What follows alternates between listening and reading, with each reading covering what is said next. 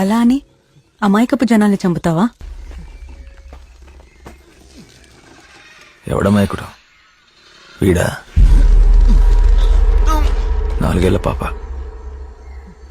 8 రోజుల పాటు ఏడు పినిపిస్తుందని పక్కింటి వాళ్ళు కంప్లైంట్ చేస్తే పోలీసు వెళ్ళారు చెక్కింగ్కి.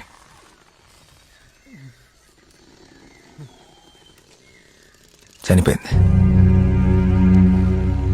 పోస్ట్ మార్టంలో తెలిసింది చనిపోకముందు. ఇంతకుముందు చెప్పినోడు కూడా